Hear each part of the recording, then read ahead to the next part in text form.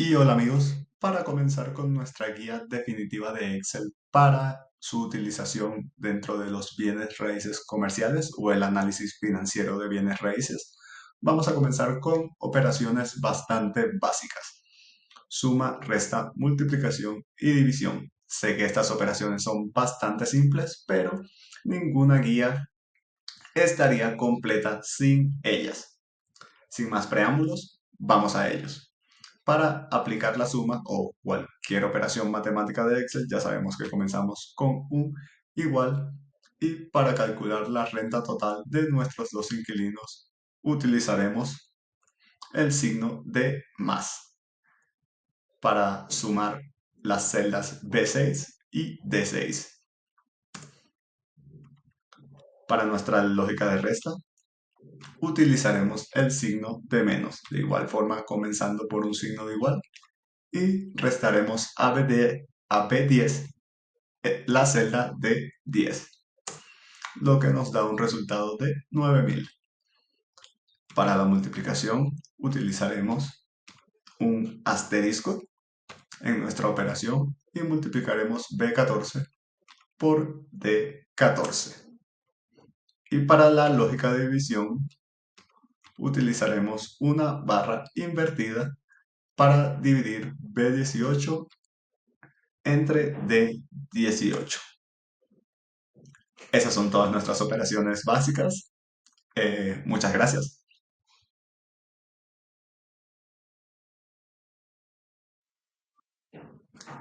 A continuación, vamos a hablar de algunas funciones de Excel que realizan operaciones matemáticas sin la necesidad de la simbología.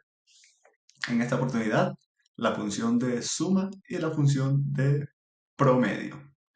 Para la función de suma tenemos dos opciones.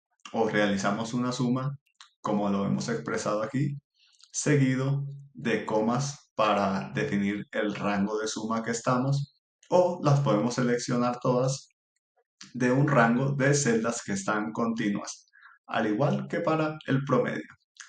Entonces, para nuestra primera suma, ponemos de igual forma igual y cuando empezamos a escribir la función, podemos dar a Tab y Excel realizará de manera automática los ajustes de acuerdo a la lógica que vemos que estamos aplicando dentro de las operaciones de nuestra celda.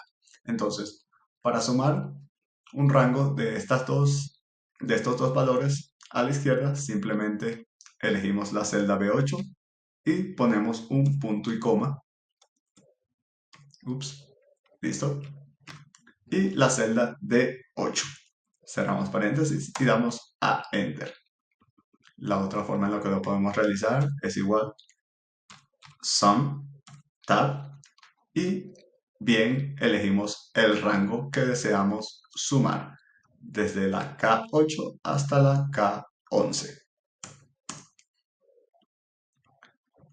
Para el promedio es un proceso muy parecido. Para nuestro promedio colocaremos A, B, E para indicar que queremos un average, un promedio, Tab y elegiremos las celdas separadas por un punto y coma.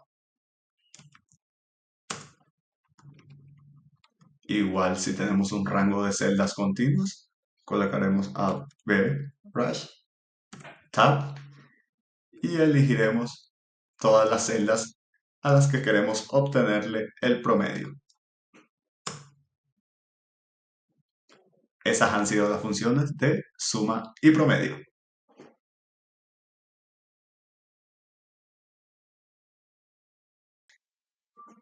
Y ok amigos, ahora vamos a empezar a explorar funciones lógicas que son mucho más interesantes y que de hecho nos van a ser muy útiles para el modelaje financiero inmobiliario. Dentro de Adventures in CRE utilizamos bastante este tipo de lógicas para poder llegar a resultados de manera mucho más fácil. Entonces, ¿cuál es la lógica detrás de la utilización del verdadero o falso dentro de Microsoft Excel. Es bastante simple, es un método binario. Si Excel analiza una condición lógica y el valor es verdadero, asignará el número 1 a dicha celda. Cuando un valor es falso, asignará el número de 0.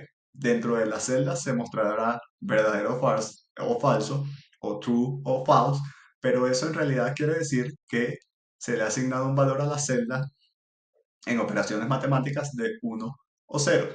Pero entonces veamos cómo funciona esta regla. Si vemos nuestra pregunta, este es el mes actual de venta, vemos que el mes de venta lo hemos definido como 15 y el mes actual es 10.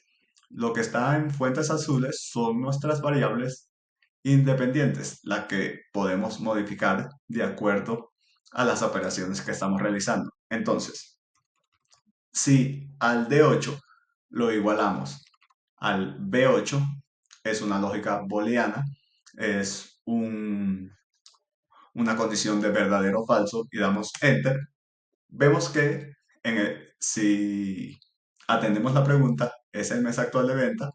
Pues Excel nos dice, no, es falso. ¿Por qué? Porque estamos en el mes 10 y el mes de venta es el 15. Si cambiamos nuestro mes de venta a 10, veremos que el mes actual, nuestra pregunta, cambia a verdadero o true. Por ahora dejémoslo en 15 y vamos.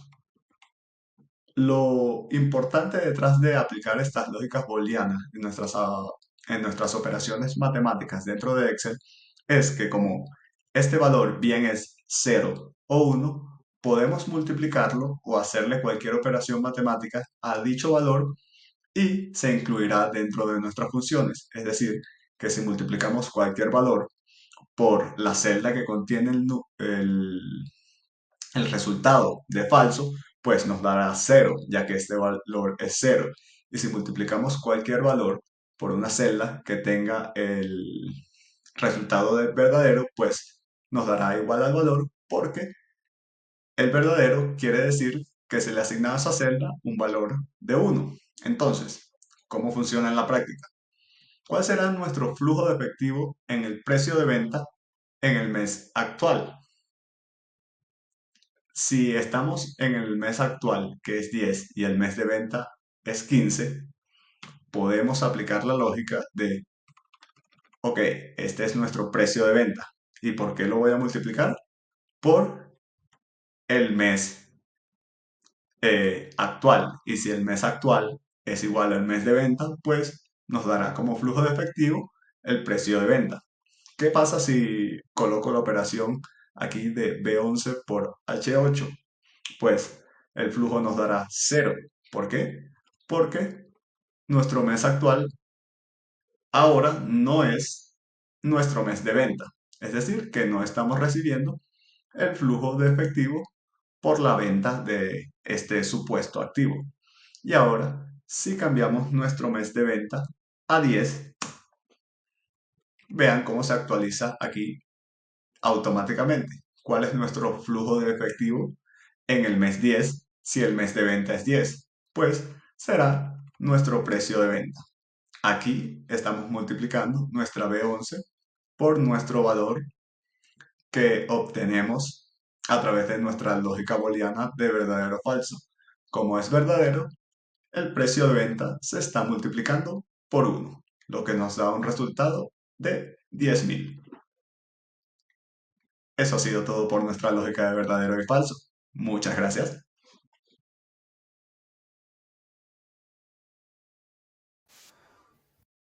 Ok, la siguiente función que vamos a abordar es la función de if. Los if statements son bastante utilizados dentro del análisis financiero de todo tipo, pero debido a esto, y puesto que es una prueba muy lógica y una función muy fácil de utilizar, en algunas ocasiones es abusada y como veremos aquí con un pequeño ejemplo, no siempre puede ser la mejor opción para utilizar dentro de nuestras operaciones matemáticas dentro de Excel. Sin embargo, es un recurso muy valioso y se utiliza bastante para hacer pruebas lógicas y obtener resultados acordes de acuerdo a cómo estamos construyendo nuestro modelo. Pero bueno, vamos con nuestro ejemplo. La función de si o los if statement realizan una prueba lógica al principio y nos arrojan un valor si dicha prueba resulta ser verdadera, o le podemos definir otro valor si dicha prueba resulta ser falsa. Entonces, vamos con la misma. Aquí hemos puesto dos tipos de propiedad, una tienda minorista y una oficina, y hemos puesto una renta de acuerdo al área rentable neta, que le hemos dado un valor de 25 y de 15. Ahora, en nuestra entrada, variable independiente, que es oficina, queremos saber entonces cuál es nuestra renta dentro del área rentable neta cuando el tipo de propiedad es oficina. Vamos con nuestro if statement. Si el tipo de propiedad es igual a oficina, vamos a darle nuestro valor si es verdadero. ¿Cuál es nuestro valor si es verdadero? El área rentable neta de las oficinas. Y si no es un tipo de propiedad de oficina, pues el valor será el de el área rentable neta de una tienda minorista. Y damos a Enter. Como nuestro tipo de propiedad es oficina, pues vemos que la renta nos arroja el valor de 15. Pero hay un problema con esta lógica. ¿Y cuál es? Pues si pongo minorista, que es nuestro otro tipo de propiedad, podemos ver que nos arroja el otro valor que es 25, como de acuerdo a cómo hemos construido nuestra fórmula. Pero si ponemos un tercer tipo de propiedad, vemos que también nos da 25. O cualquier otra cosa que escribamos nos va a dar 25, por lo cual no es lógico construir nuestra fórmula de este tipo. Volvamos a oficina y veamos cómo lo hacemos, cómo resolvemos este inconveniente con otro if statement agregado sobre nuestra fórmula, es decir, que está nestado dentro del primer if statement. Entonces, ¿cómo construimos nuestra segunda fórmula? Igual comenzamos con if, si esta propiedad o el tipo de propiedad es igual a minorista, damos un valor de 25. De otra forma, y aquí es donde se empiezan a complicar un poco nuestras fórmulas, vamos a colocar otro if statement. ¿Para qué? Para atender justamente si es un tipo de propiedad de oficina o si es cualquier otro que nos arroje un valor diferente. Es decir, aquí colocamos otro segundo if, otra segunda prueba de lógica y colocamos si este tipo de propiedad es igual a oficina, le daremos un valor de 15. De otra forma, será un valor de 0. Y cerramos nuestros paréntesis. De esta forma, nuestra función queda definida para atender los casos en que pongamos un valor que no refiera a ninguno de los tipos de propiedad que estamos atendiendo aquí arriba. Es decir, si ponemos oficina, vemos que da 15, pero si ponemos hotel, vemos que da 0. O si escribimos cualquier otra cosa, vemos que da 0. Esto por la última condición que hemos agregado a nuestra fórmula. Si volvemos a oficina.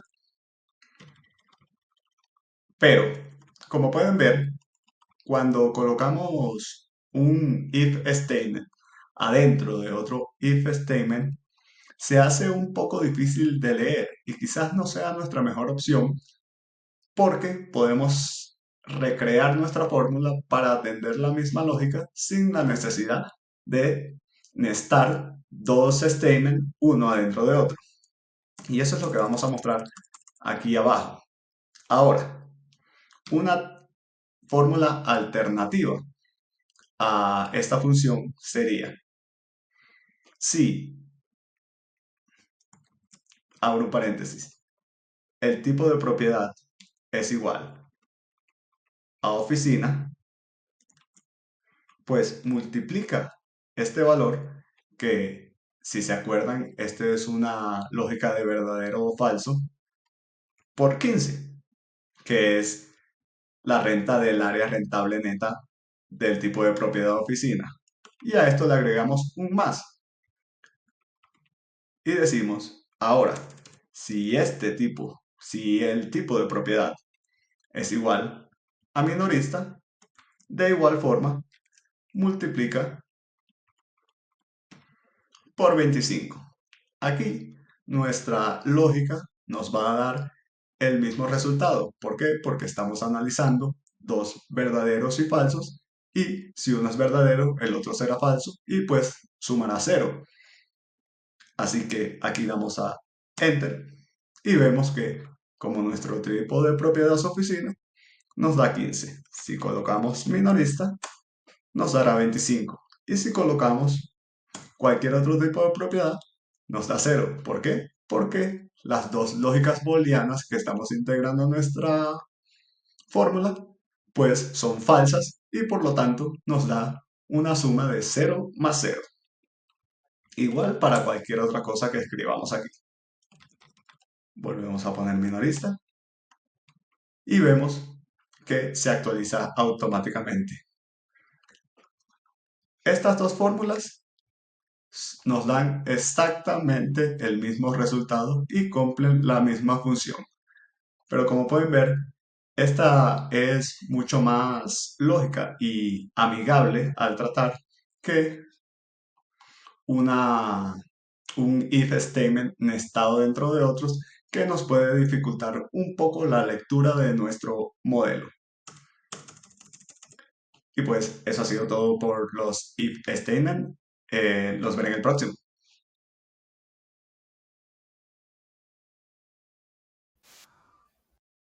De la misma forma que aplicamos nuestra función o nuestras lógicas booleanas para resultar que un valor es verdadero o falso, podemos utilizar las funciones y o para aplicar las mismas lógicas, pero darle un nivel extra de complejidad.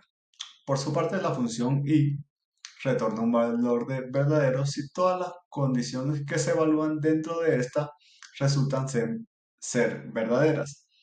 De lo contrario, si una de las dos condiciones o si las condiciones que hemos preestablecido, una de ellas resulta ser falsa, retornará el valor de falso, que como ustedes saben es en código binario, los valores se refieren a darle un valor de 1 a los resultados que sean verdaderos y un valor de 0 a aquellos que sean falsos.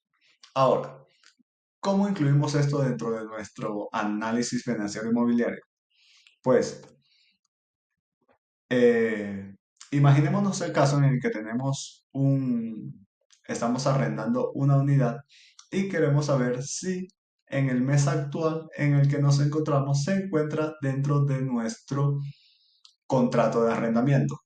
Si nuestro contrato inicia en el mes 1 y finaliza en el mes 12 y nuestro mes actual es el 10, entonces, ¿cómo evalúo eso matemáticamente para ser utilizado o para considerar si estoy dentro de un mes que resulta un flujo de efectivo para mí? Comenzamos con nuestra lógica de y, damos a tab y primero evaluamos. Pues si ¿cuál es la primera evaluación que queremos hacer? Pues si nuestro mes actual es mayor o igual que nuestro mes de inicio y además nuestro mes actual es menor o igual que el final de nuestro contrato de arrendamiento, pues nuestro valor nos resultará en verdadero.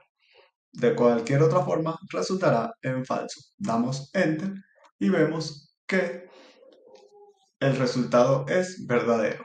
¿Por qué? Porque nuestro mes actual, de hecho, se encuentra entre 1 y 12.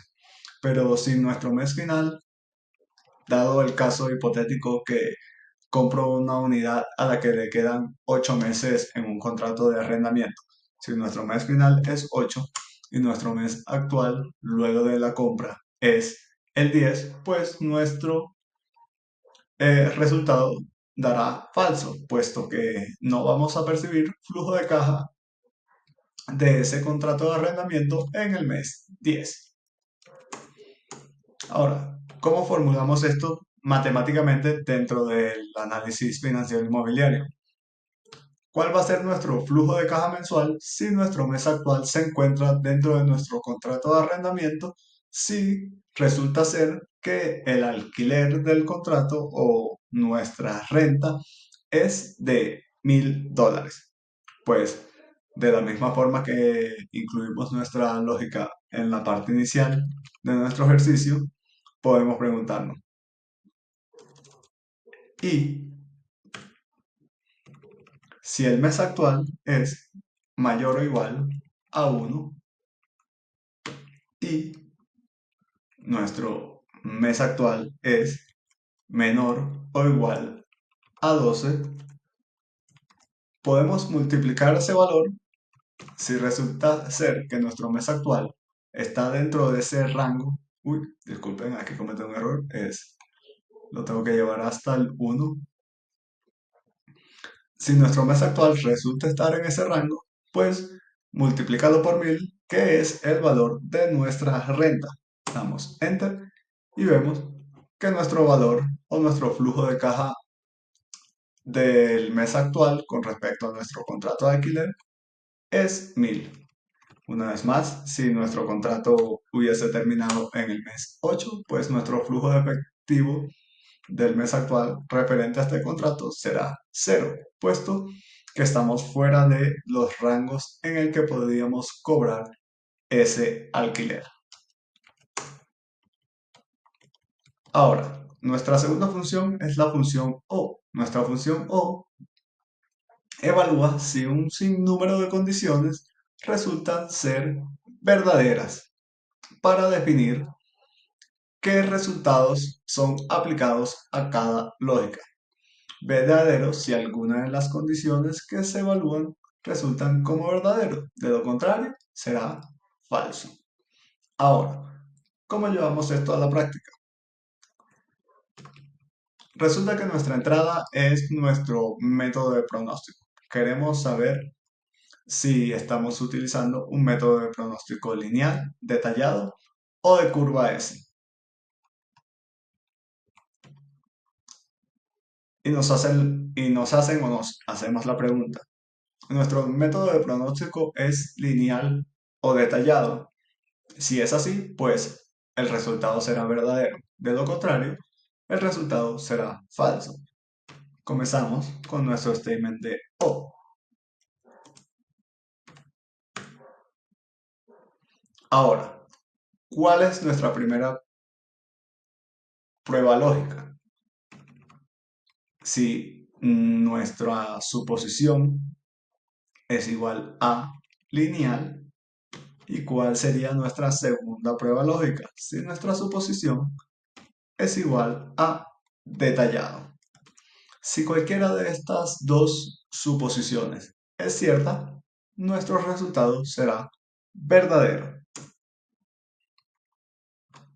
Y si cambiamos nuestra suposición por curva S, vemos que nuestro resultado es falso debido a cómo hemos planteado nuestra formulación inicial. ¿Cómo llevamos esto a la práctica? Dado el mismo ejercicio, digamos que cada método de pronóstico de flujo de caja tiene un valor asociado. El lineal tiene $5.000, el detallado nos dice que es igual al lineal, es decir, 5.000, y la curva S tiene una cantidad asociada de 2.500.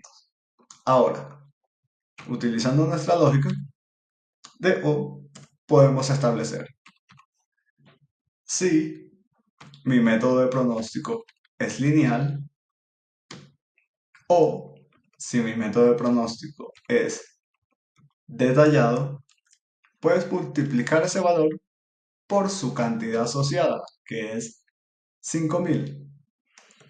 De cualquier otra forma, y aquí podemos aplicar una lógica booleana directa, si nuestro método de pronóstico es igual a curva S, entre paréntesis, si nuestro método lineal es igual a la curva S, multiplica dicho valor por su cantidad asociada, que sería 2.500.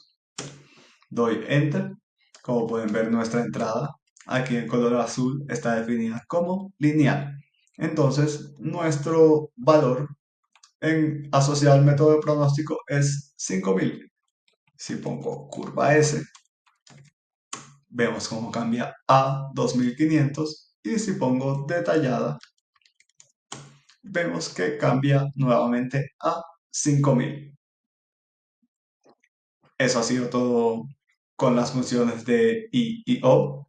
Y hasta la próxima.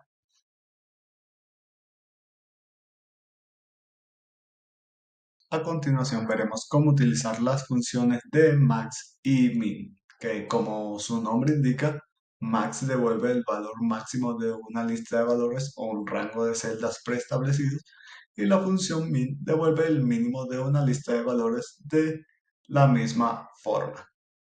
Entonces, ¿cómo formulamos esto? Como siempre, comenzamos con un signo igual, max damos a tab y le definimos el rango de rentas al que queremos aplicar la fórmula.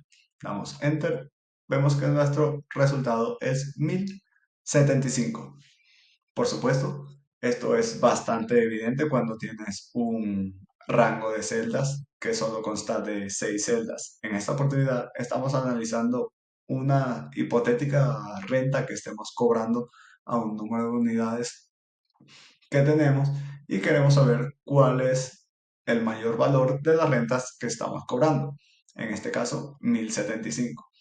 Pero esta función de max y min son especialmente útiles cuando estamos analizando rangos o datos que son bastante extensos. Entonces, en lugar de ir uno por uno viendo cuál es el mayor valor de nuestras rentas, pues podemos aplicar quizás una función de max a todas las columnas que contienen dichas rentas para obtener dicho valor. La función de min se aplica de igual forma. Comenzamos con un igual, min tab, y le damos el rango requerido. En esta oportunidad solo tenemos dos celdas, pero la función de min es bastante útil cuando queremos analizar por lo menos una distribución en cascada. Es decir, si tenemos un rendimiento requerido de nuestro socio limitado de 10.000, pero solo tenemos un flujo de efectivo disponible de 5.000, pues es evidente que tendremos que hacer un aporte o tenemos que obtener ese flujo de caja de otras fuentes de efectivo para poder completar la rentabilidad requerida. Sin embargo, si nuestro flujo de efectivo disponible supera la rentabilidad requerida, igual el flujo de efectivo que daremos para cumplir con esa rentabilidad requerida serán los 10.000. Cual sea que sea el punto más bajo en nuestro rango, nuestra fórmula de mínimo no los retornará. Eh, Eso sería todo y hasta la próxima.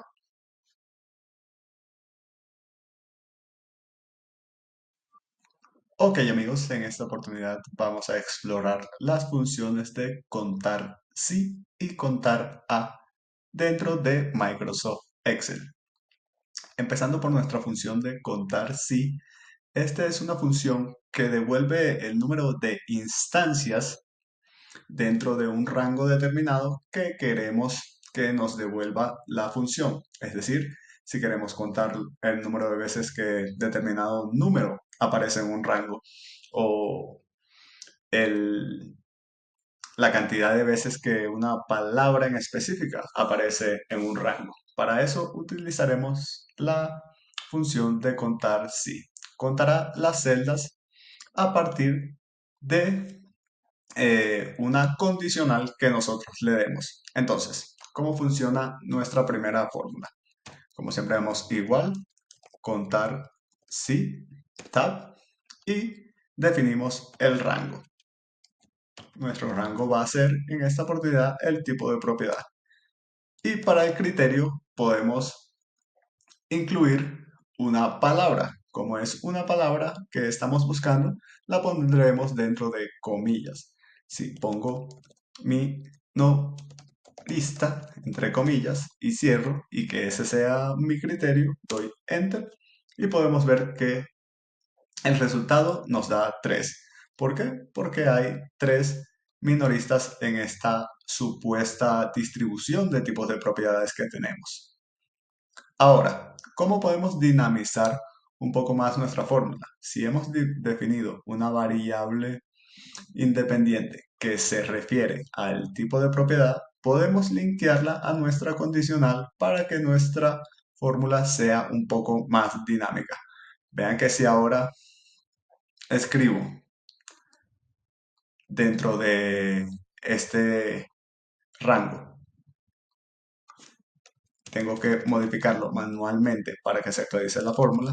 Por ejemplo, ponerle aquí oficina para que me dé el número 1. Entonces, ¿cómo lo hago de manera dinámica? Pues en lugar de definir una condicional, entre comillas, que se refiere a una palabra, lo puedo linkear directamente a mi variable independiente que tengo abajo de la palabra objetivo, es decir, la celda D9. Cierro paréntesis y veo que ahora puedo actualizar mi variable independiente en orden de identificar el número de inquilinos para cada tipo de propiedad. Es decir, si ahora coloco en la celda D9 oficina, se actualizará. Si coloco apartamento, se actualizará el 1. Si coloco hotel, veremos que el número de inquilinos en el objetivo es 0. Volvamos a minorista y vayamos con nuestra segunda función, la función de contar a. La función de contar a simplemente nos regresa dentro de un rango el número de celdas, la cantidad de celdas que no están vacías.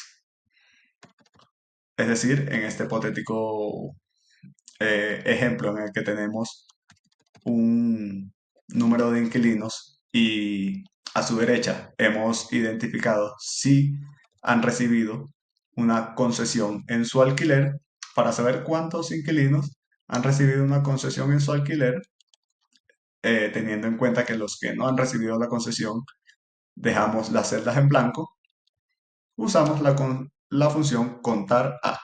Contar a tab y agarro mi rango desde la celda D21 hasta la D26 y doy enter. Como pueden ver, se identifican que hay 4 inquilinos que recibieron de hecho esa concesión en su renta. Ahora, ¿cómo calculo los inquilinos que no recibieron concesión en su renta? Pues Hay distintas maneras de plantearlo. Vamos a ver la primera, que es con la utilización de 2 contar a. De nuevo, si ponemos contar a y ponemos el rango de nuestro número de inquilinos, eso nos dará 6, puesto que son 6 inquilinos, ¿verdad? Entonces, ¿cuántos no recibieron la concesión de la renta? Pues podemos restarle los inquilinos que de hecho sí la recibieron. Aquí hacemos otro contar a y le restamos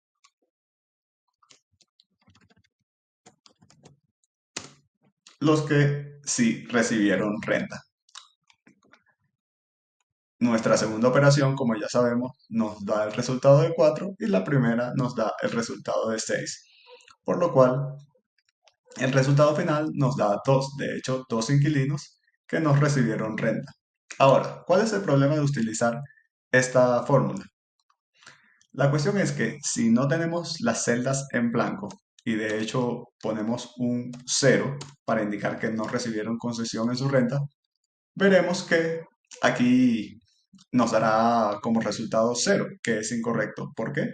Porque está contando todas las celdas que no están vacías. No importa que tengan el número 0 en ellas. Ahora, ¿cómo podemos calcularlo de manera más dinámica? Solo por explorar una opción más. Podemos volver a la opción de contar sí. Y esta vez le daremos una condicional para que nos calcule los inquilinos que de hecho recibieron la concesión en la renta.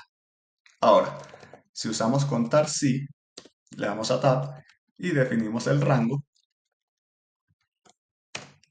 Aquí podemos establecer como criterio que si quiero contar las personas que de hecho recibieron concesión en sus alquileres recibidas, pues que me cuente el rango de celdas que de hecho son mayores que cero. Eso igualmente lo pongo entre comillas y pongo mayor que cero. De esta forma, con mi criterio, solo se contarán las celdas que son mayores que cero, es decir, 4. Y de hecho aquí no es que no recibieron la renta, disculpen, sino que recibieron la renta. De esta manera podemos utilizar y implementar el contar sí y contar a dentro de nuestro modelaje financiero.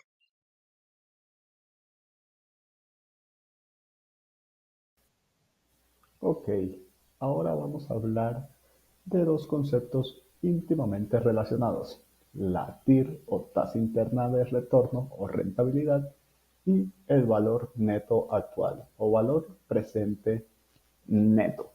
Entonces, ¿qué es la TIR? La TIR no es más que la tasa de rentabilidad en periodos consecuentes, usualmente anuales, que nos otorga una inversión.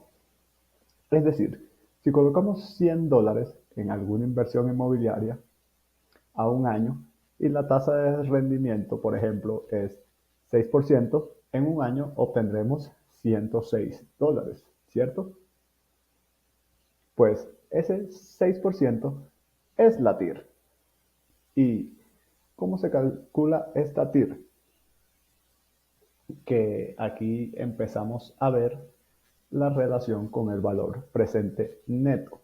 Pues la TIR no es más que la tasa de descuento, la tasa de rentabilidad que hace que nuestro valor presente neto sea igual a cero para considerar el valor que tiene el dinero en el tiempo.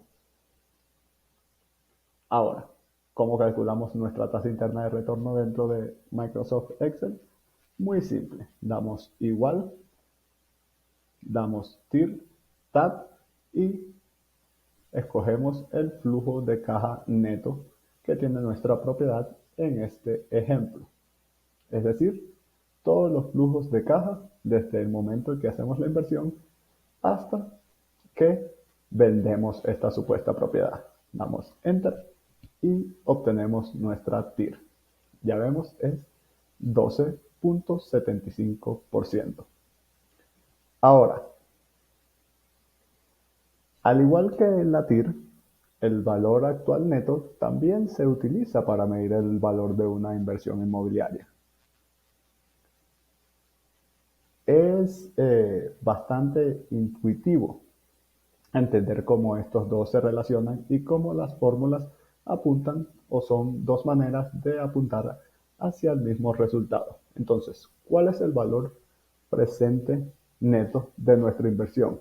Si ya sabemos que nuestra tasa interna de retorno es lo que hace nuestro valor presente neto, cero, pues si utilizamos dicha tasa de retorno con los flujos de caja futuros, deberíamos obtener cero.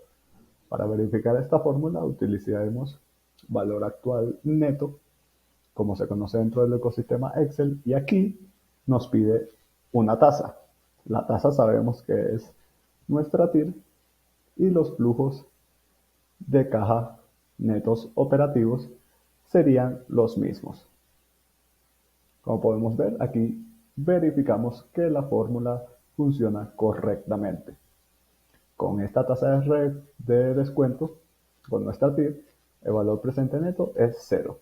Pero, ¿cuál sería el valor presente de nuestra inversión? Pues, para eso, utilizaremos nuevamente nuestra fórmula con nuestra tasa, pero aquí incluiremos solo los flujos de caja operativos.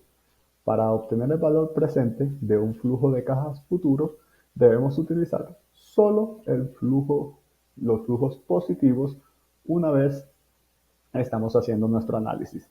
Si elegimos, disculpen, si elegimos nuestros flujos de caja, podemos ver que con esta tasa de descuento, el flujo de caja o el valor presente de nuestra inversión es $10,000, por ejemplo, que coincide con nuestro flujo de caja en el momento de la inversión. Es decir, que para obtener este flujo de caja futuro con una tasa de descuento del 12,75%, un inversor debería estar dispuesto solo a poner $10,000 como inversión inicial, es decir, el valor presente de los flujos de caja futuro.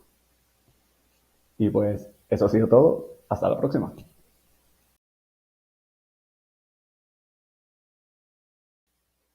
Ok, ahora vamos con otras de las funciones básicas que nos ayudarán en nuestro modelaje financiero inmobiliario.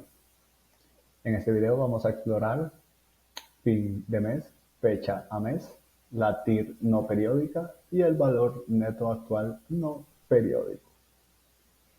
En principio pareciera que estas no se relacionan mucho entre sí, pero ya veremos que para obtener cálculos precisos y representar más la realidad de nuestro análisis inmobiliario, vamos a necesitar estas funciones y trabajarlas en conjunto para lograr así un, un modelaje financiero más robusto.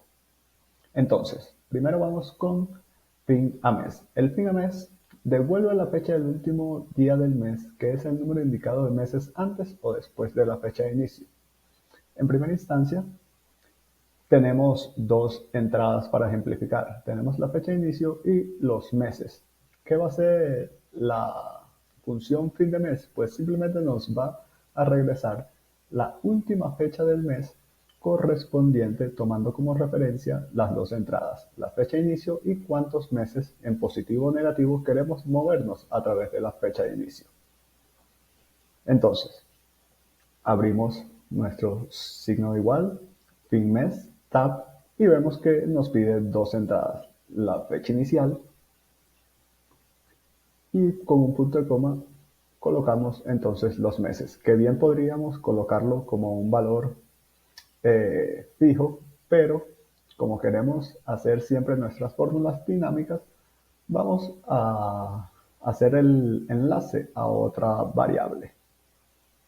Damos Enter y podemos ver que como fecha tenemos el 29 de febrero del 2024, es decir, la última fecha del mes correspondiente al mes que es un mes después de nuestra fecha de inicio, nuestra fecha referencial.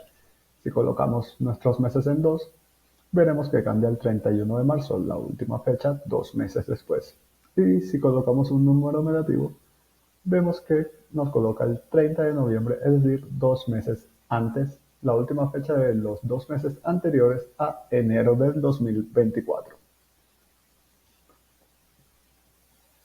Ahora, fin de mes nos devuelve la última fecha y la fecha mes funciona de manera muy parecida, solo que nos devuelve la fecha indicada de meses antes o después de la fecha de inicio.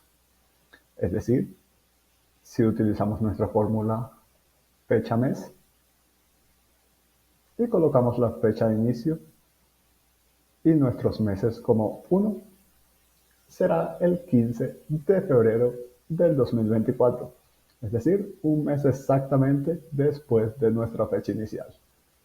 Si colocamos 2, será el 15 de marzo y de igual forma si colocamos un número negativo, aquí será el 15 de octubre ya que es 3 meses antes de enero del 2024. De igual forma si cambiamos nuestra fecha de inicio, digamos al 10 de enero, veremos que la fecha resultado también cambiará al 10. Ahora, ¿cómo se involucra este tipo de fórmulas con los cálculos de nuestra TIR no periódica o nuestro valor neto actual no periódico? Pues ejemplifiquémoslo aquí en un caso. Tenemos el flujo de caja de inversión, de operatividad de venta, lo que nos da el flujo de caja neto. La fecha, el cual hemos indicado con azul que es una entrada a la primera fecha, y en qué mes nos encontramos. Si nuestra fecha es 10 de enero del 2024, podemos utilizar nuestro, digamos que estamos analizando los ingresos de una renta de alquileres de un edificio. Entonces, y ponemos como fecha tope el 10 de enero para que se paguen los arriendos. Quiere decir que si coloco mi fecha inicial, mi entrada, como el 10 de enero y utilizo mi fecha mes, mi función de fecha mes para tomar como entrada el anterior, pues me llevará un mes en adelante. Esto me permite dinamizar mi, mi header, el tope de mi análisis financiero, de manera que esta sea la única variable. Como pueden ver, aquí se referencia la fecha anterior y marzo referencia febrero y abril referencia marzo y así sucesivamente, lo que nos da ese, ese dinamismo para poder cambiar la fecha cuando nos guste o lo que se ajuste a nuestro análisis. De igual forma, si queremos usar o si queremos analizar los flujos de caja y lo queremos tomar en cuenta cada fin de mes, utilizamos nuestra fórmula fin mes y como entrada ponemos 1 para que solo se mueva un mes en el futuro. Y así será 29 de febrero y todas las demás cambiaron en automático porque tienen ya la función de fecha mes, pero sería más conveniente ponerlos con fin de mes. Ahora, ¿cómo eso se relaciona con nuestra tasa interna de retorno no periódica? Pues justamente eso. Debemos utilizar la fórmula de TIR no PER cuando queremos que nos devuelva la tasa de rentabilidad para unos flujos de caja que no necesariamente son periódicos. Es decir, si nosotros damos un mes de renta gratis o cobramos una renta de algún lote cada 2 meses, por ejemplo, pues esos son no periódicos. Y queremos analizar ese flujo de caja dentro de un año. No podemos hacerlo con la TIR o con la tasa interna de retorno normal porque no representaría el resultado adecuado. ¿Por qué? Porque los meses en los que estoy cobrando la renta no están siendo periódicos. Los días, si cobro un alquiler cada 50 días, pues la TIR no periódica se ajusta más a esos flujos de caja porque toma en cuenta las fechas. La fórmula es muy sencilla. TIR no periódico hago tab y esta tasa interna de retorno sí tiene dos valores como referencia. Uno serán nuestros flujos de caja y lo otro serán las fechas. Así se calculará la tasa de descuento tomando en cuenta la atemporalidad de los pagos, es decir, los meses que pasan desde el 20 de enero al 29 de febrero y los días exactos que pasan del 29 de febrero al 31 de marzo. Y al igual que la tasa interna de retorno no periódica, podemos calcular el valor neto actual no periódico. Vamos a comprobar que nuestra fórmula funciona de manera correcta. Nuestro actor valor neto no periódico.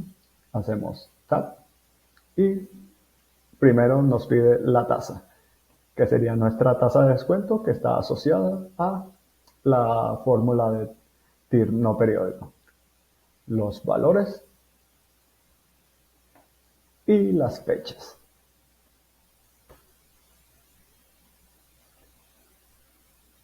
Como las fechas no son iguales, nos está dando un error.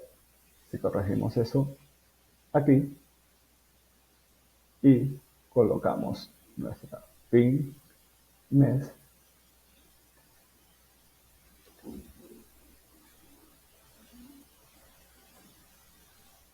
vemos que de hecho sí es la tasa que hace nuestro valor presente de neto 0. De la misma forma, calculamos el valor presente de nuestros flujos de caja positivos. Y aquí hay una particularidad que veremos a continuación. Si colocamos valor actual neto, no periódico, damos tab, colocamos nuestra tasa y colocamos nuestro flujo de caja positivo junto con las fechas, veremos que el valor presente nos da un número un poco más elevado a los 10.000 que debería darnos para comprobar que nuestra fórmula está sucediendo correctamente. Bueno, eso pasa por la temporalidad que estamos asociando aquí. Para que nos dé el resultado correcto, en el primer flujo de caja, ya que hicimos una inversión, debemos poner 0 y llevar nuestra fórmula de valor presente neto hasta ese flujo de caja, al igual que la fecha inicial. Y vemos que el valor presente, de hecho, es los 10.000 que debería darnos en inicio. Obviamente el valor presente neto, puesto que hemos modificado los valores abajo, ahora lo representa de manera errónea, pero lo ideal sería si hacemos una pequeña modificación a nuestra fórmula y volvemos a calcular de manera adecuada nuestro valor presente neto con nuestra tasa de descuento, lo que debemos hacer es colocar un 0 en inicio y aquí colocar los valores de nuestro flujo de caja positivo. Y como pueden ver, aquí el valor presente neto nos mostrará el resultado adecuado.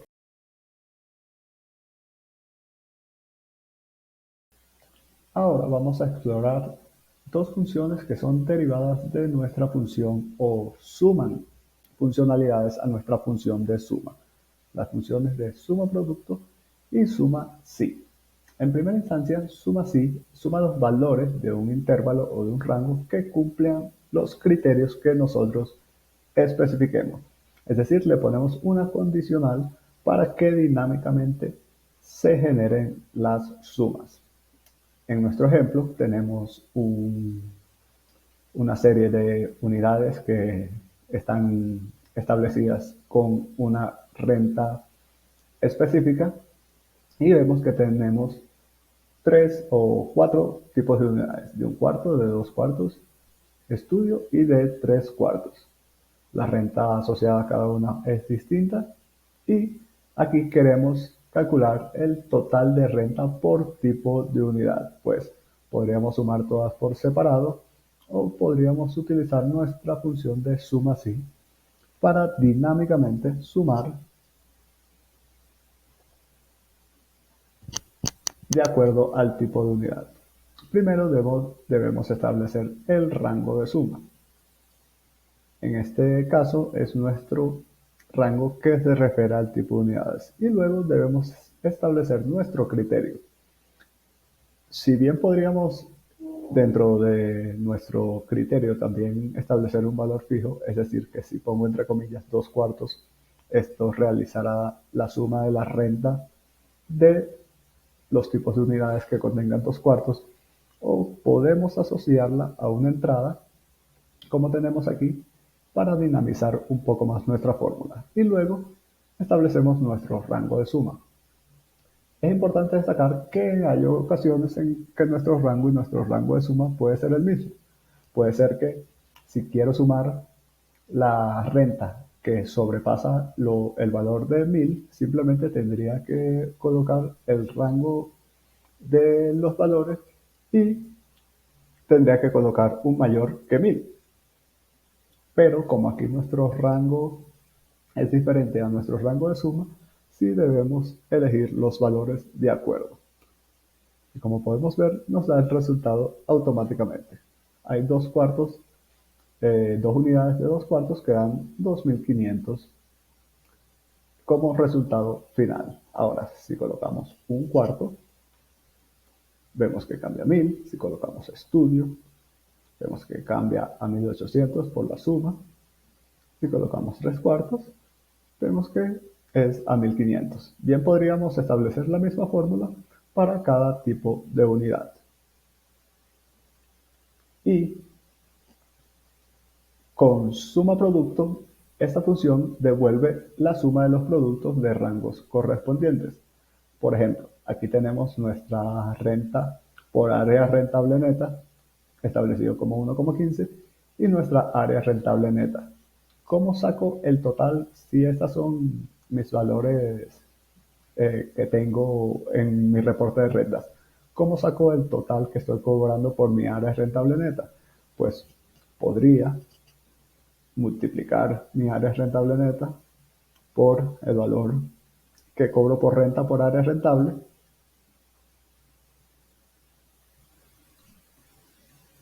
y así sucesivamente para todos, sacar el valor asociado y luego sumar dichos valores, ¿cierto? Pero con nuestra fórmula de suma producto podemos hacerlo de manera automática. Nuestra suma producto devolverá la suma de los productos de los rangos correspondientes. Y no solo tienen que ser dos, pueden ser cuantos rangos queramos. Y sacará la suma producto de todos ellos. Es decir, solo tenemos que elegir la primera matriz, punto y coma, nuestra segunda matriz, y vemos que el resultado es el mismo. El formato se ve un poco diferente por cómo está formateada esta celda de resultado, pero podemos ver que es igual. Y eso ha sido todo con suma producto y suma si.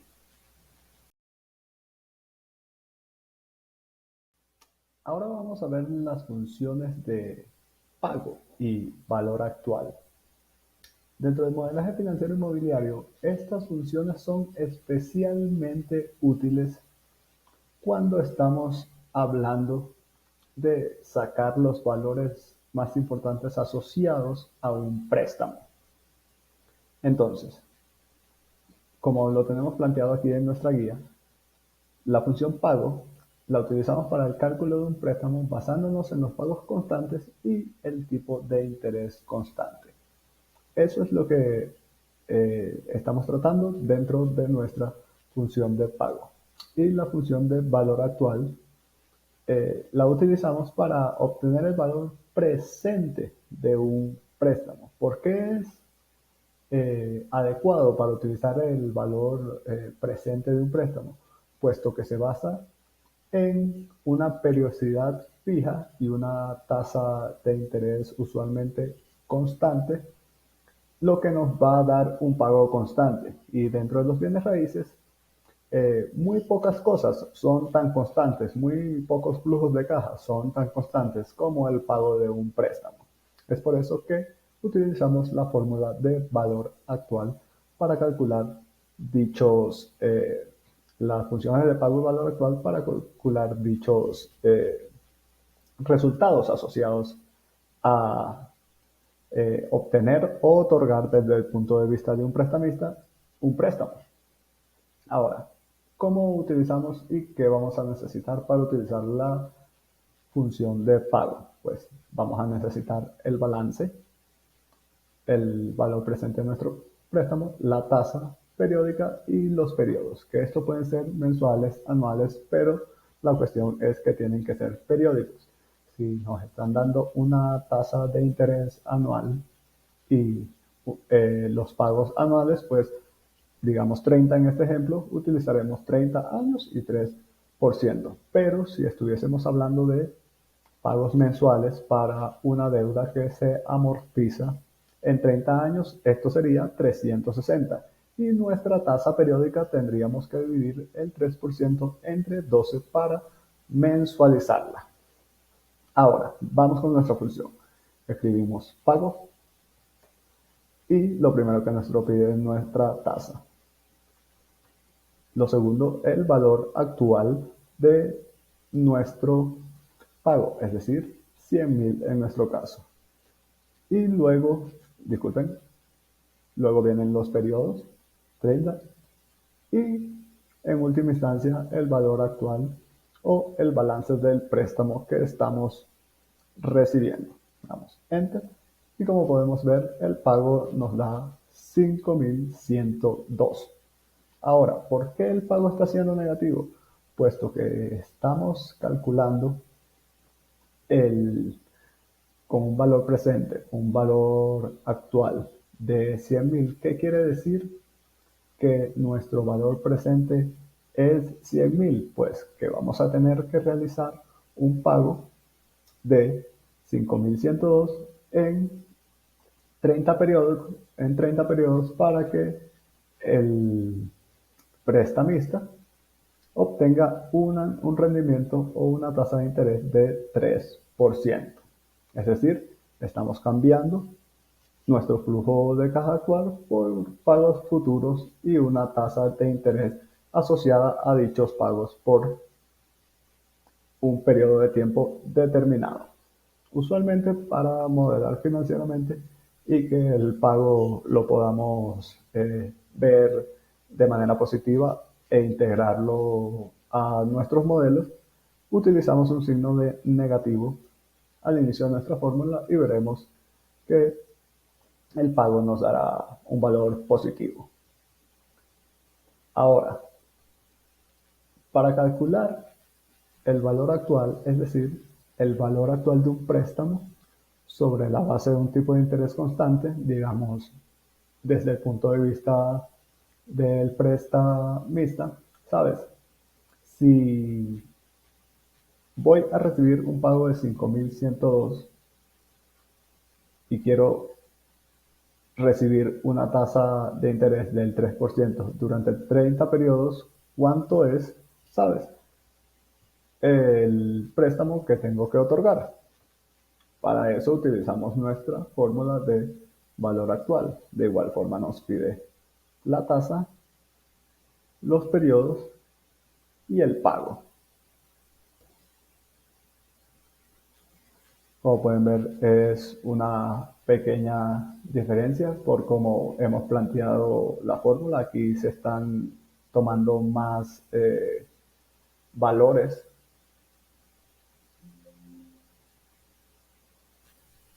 de acuerdo a cómo da el resultado Microsoft Excel y por eso es la pequeña discrepancia de los valores. Pero si lo asociamos a este, veremos que nos dará 100.000 justo. De igual forma, nos da el número negativo, puesto que yo quiero recibir pagos positivos durante estos periodos, durante esta cantidad de periodos a esta tasa de interés.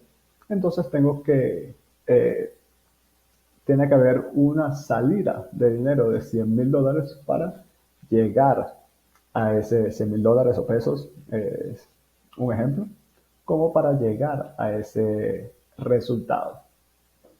Lo bueno y lo interesante de la utilización de estas fórmulas es que ya con estos tres valores podemos dinamizar, cuando estamos analizando financieramente la oportunidad de una inversión, podemos analizar cuál es el valor actual que queda correspondiente a un préstamo que tiene asociada la propiedad. Es decir, que si le quedan 10 periodos, por ejemplo, con, con esta amortización a esta tasa de interés, podemos ver que el balance presente de dicho préstamo que está asociado a esa propiedad es de 43.520. Hay muchos profesionales inmobiliarios que hacen toda una tabla de amortización para llegar a estos valores, que nosotros podemos obtener con un entendimiento adecuado y simplemente los valores básicos asociados a un préstamo, como son la tasa de interés, el pago y el periodo de amortización correspondiente. Y con eso vayamos a la siguiente lección de nuestra guía.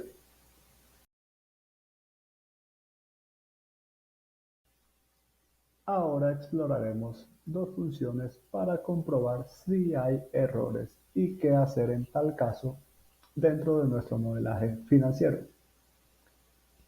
Es tomado como muy buena práctica la utilización o la comprobación de errores en nuestras formulaciones matemáticas a través de todo nuestro modelo. ¿Por qué? Porque sabemos que este tipo de modelo financiero, los valores pueden afectar de gran manera a los resultados finales. Y si es algo que pasamos por alto, afectará directamente a la toma de decisiones dentro de nuestros proyectos, dependiendo a quién se lo presentemos. Es entonces por eso que siempre debemos estar comprobando que no tengamos errores. Y si hay un error, mejorar la experiencia del usuario para que éste pueda identificar el error y saber cómo proceder a continuación. Dentro de ACRE utilizamos bastante en nuestros modelos financieros las fórmulas de sí error y la de S error. Ahora, primero, la sí error devuelve el valor que especifiquemos si una fórmula da como resultado un error. En caso contrario, devuelve el resultado de la fórmula que hemos planteado. Ahora, ¿cómo nos puede ayudar esto? Digamos que yo tengo un modelo completamente dinámico en el cual tengo diferentes tipos de unidades, diferentes inquilinos asociados a ese tipo de unidades y tengo una renta total. Puede darse el caso que un edificio, un tipo de unidad específica, tipo estudio, digamos, tengo una sola unidad y el inquilino la deja vacante, es decir, tengo 0 inquilinos. Y si dentro de nuestro modelo financiero una de nuestras entradas es los inquilinos y alguien coloca 0, eso puede derivar en un error. En este ejemplo, pues si ponemos 10.000 entre 0, vemos que nos da un error. ¿Por qué? Porque sabemos que no podemos dividir ningún número entre 0. Ahora, ¿cómo solventamos sobre este error? Fácil. Si aplicamos nuestra fórmula de sí error, colocamos nuestro valor. Y si ese valor da error, ¿qué debería mostrar la celda? Pues debería mostrar, en este caso, 0. Es decir, mi renta por inquilinos cuando no hay inquilinos asociados a esa renta es 0. Ahora, ¿qué pasa si agrego inquilinos o quiero calcular sobre otra base de inquilinos que no sea 0? Pues se aplicará la fórmula que tengo dentro de sí error, es decir, B9 entre D9. Si coloco 2, veremos que será 5.000. Si coloco 3, se ajusta dinámicamente. Y así utilizamos sí error. Ahora, ¿cómo colocamos ese error?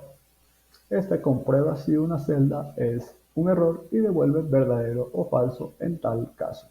Y como ya sabemos, Matemáticamente, la interpretación dentro de Excel de verdadero y falso es 1 y 0. Así que podemos utilizar la función de ese error para hacer comprobaciones y realizar el chequeo de manera automática.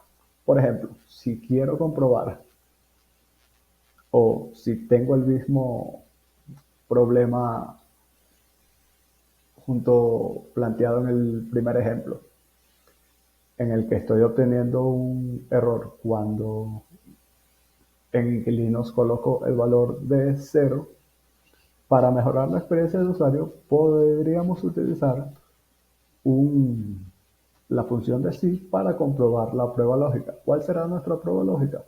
Comprobar si la división del renta de inquilinos es un error. ¿Cómo lo hago? Con ese error. Aquí coloco la fórmula que evalúa si es un error y con mi función que está nestada dentro de mi función de sí, coloco ¿qué pasa si es verdadero?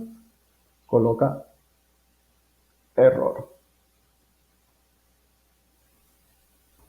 ¿Qué pasa si es falso? Es decir, si ese error resulta que no es un error, pues coloca OK. Y como podemos ver, como es un error, la división nos está dando un error, alertará al usuario final que hay un error, es decir, que este valor no puede ser 0. ¿Qué pasa si pongo 2? Pues todo OK.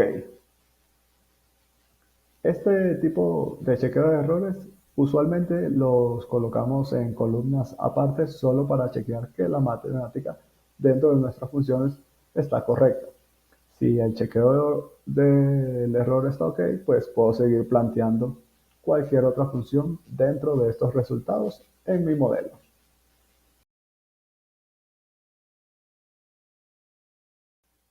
Y a continuación veremos las funciones de redondear y redondear más.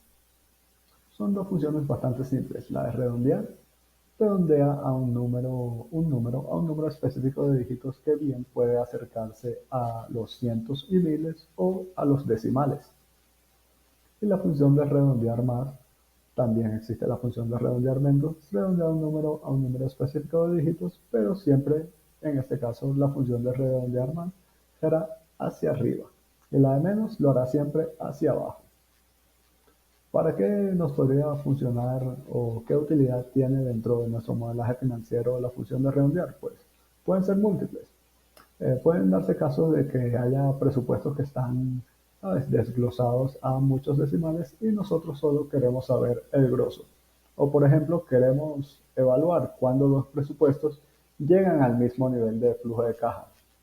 Digamos, cuando el presupuesto para arquitectura y marketing llegan al valor de 12.000, puesto que los cálculos detrás de ellos pueden ser un poco diferentes y atemporales, y en el final nos puede dar algo parecido a esto con valores decimales asociados o resultados finales con valores decimales muy específicos, puesto que nuestra lógica nunca, si queremos plantear una lógica que un valor sea igual a otro, estará planteada de manera errónea porque nunca sucederá. Ahora, ¿cómo utilizamos nuestra fórmula de redondeo? Simplemente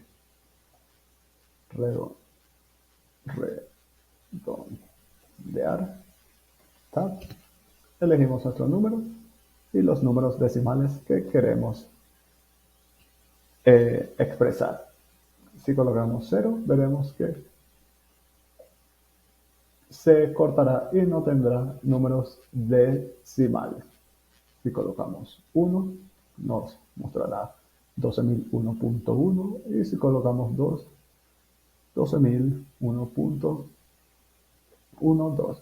Si lo mostramos aquí, 0.12. Y también, como dije anteriormente, podemos redondear acercándonos a los 10, cientos o miles. Para eso necesitaríamos alejarnos de la coma, es decir, si colocamos -2, veremos que estará redondeado a los miles y ya nos mostrará el 12.001, sino solo 12.000. Y hay ocasiones en que podríamos querer ajustarlo a valores más redondos para proceder a cálculos consecuentes. ¿Para qué podemos utilizar redondear más? Igual funciona con la misma lógica. Si damos redondear más, elegimos nuestro número y 0 redondeará a 12.002, puesto que está redondeando hacia arriba.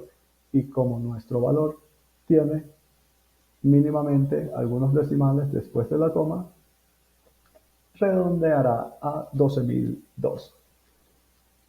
Si hacemos 1 después de la coma será al 1, puesto que estamos evaluando ahora el redondeo del primer decimal y así sucesivamente. Ahora, ¿para qué utilizamos o cuál es una de las funcionalidades que le damos dentro de Adventures a las funciones de redondear más? Pues para dinamizar los cálculos de los años o los meses en los que nos encontramos, podemos usar la fórmula de redondear más para saber en qué año nos encontramos con respecto a una entrada de meses. Si estamos en el mes 13, ya sabemos que eso significa que estamos en el año 2. Entonces, si queremos calcular el año en el que estamos de manera matemática, podemos redondear a más y utilizar nuestro mes y dividirlo entre 12. Y colocar el número de decimales asociados, en este caso 0. ¿Qué va a hacer esto? Nos va a redondear siempre arriba, o si la división da con decimales, siempre redondeará hasta arriba, dando como resultado 2 para todos los meses desde el 13 hasta el 23. Si estamos en el mes 20, nos encontramos en el año 2, pero si ya entramos en el mes 25, nos encontramos en el año 3. Y si vamos al mes 40, nos encontramos en el año 4. Y pues, esas han sido las funciones de redondear y redondear a más. Veremos las siguientes.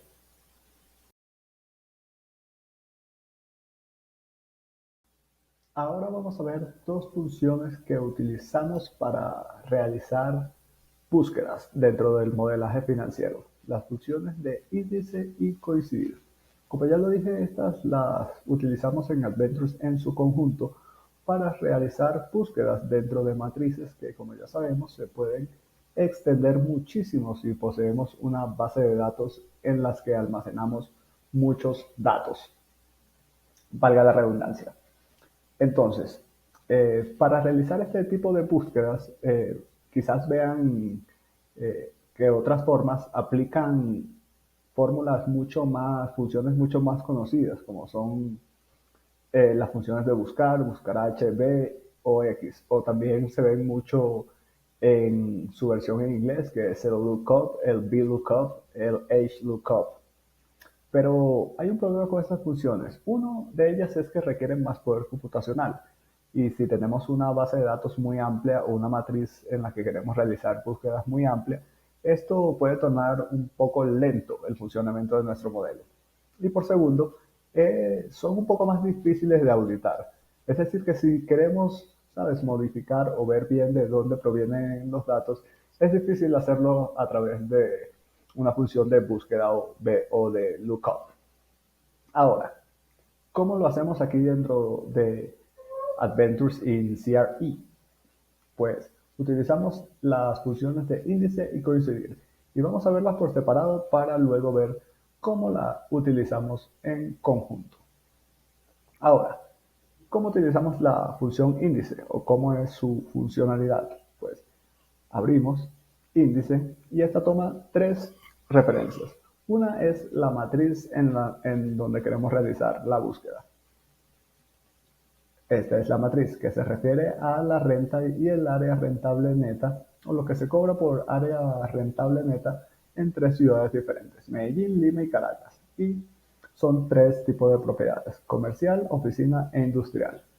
Y en esta oportunidad queremos saber cuánto es la renta por área rentable neta del tipo de propiedad comercial en la ciudad de Lima.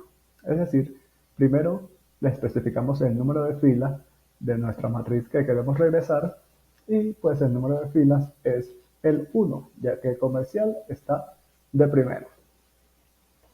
Y para el número de columna utilizamos la fila 1 y para el número de columna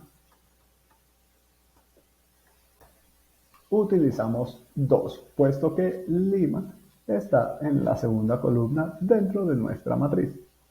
Buscamos 2, cerramos paréntesis y damos Enter, lo que nos da la renta por área rentable neta, es decir, 120. Ahora, ¿cuál es el problema de utilizar índice nada más? Como ustedes lo saben, a nosotros nos gusta dinamizar mucho más nuestras fórmulas. Entonces, utilizamos nuestra fórmula de coincidir para especificar y dinamizar, cambiando el tipo de propiedad y ciudad, el resultado dentro de nuestra área rentable neta. Pero bueno, veamos cómo utilizamos la función de coincidir por separado antes. Entonces, la función coincidir buscará un elemento especificado en un rango de celdas y a continuación devuelve la posición relativa de dicho elemento en el rango. La función coincidir no distingue si son columnas o filas, pero sí devuelve la posición relativa según el rango que especifiquemos.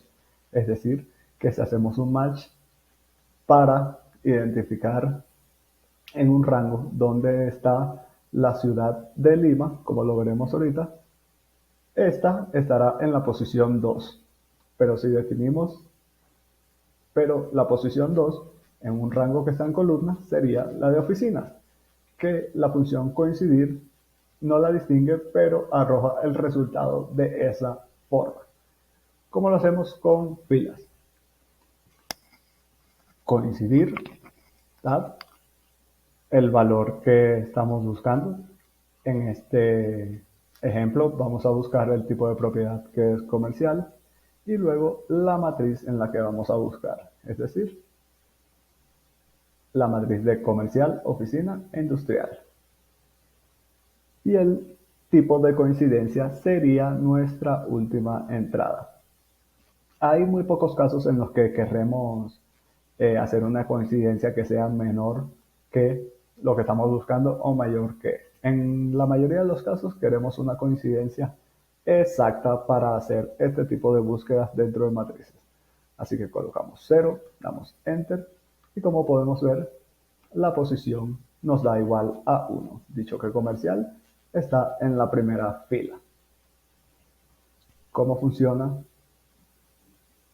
De igual forma, para buscar la ciudad en un rango de columnas, el valor que vamos a buscar dentro de la matriz y hacemos una coincidencia perfecta o coincidencia exacta.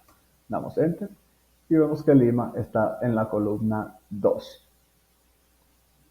¿Cómo utilizamos ahora las funciones de índice y coincidir en su conjunto? Pues primero debemos definir el índice que queremos explorar y luego con el coincidir lo asociaremos al tipo de propiedad y a la ciudad, para que dinámicamente cuando cambiemos el tipo de propiedad o la ciudad nos dé el resultado ajustado a la renta por área rentable neta.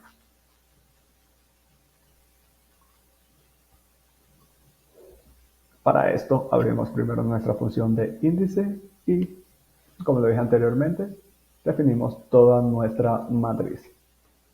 ¿Con qué vamos a hacer el match en el número de columnas? Pues con el tipo de propiedad y el rango de columnas. Es decir, abrimos nuestro coincidir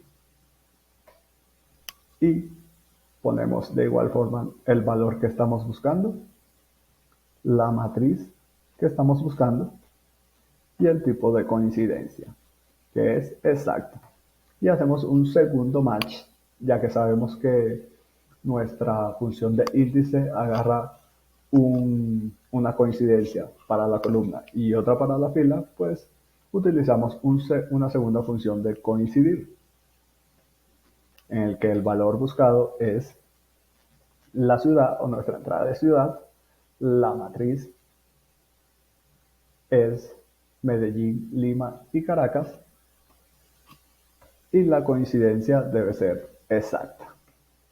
Cerramos nuestro paréntesis y damos Enter, puesto que el coincidir nos arrojará como resultado la posición relativa en la que están las ciudades o el tipo de propiedades, pues esta va a coincidir de igual manera junto con la fila o la columna que definamos en nuestras variables independientes.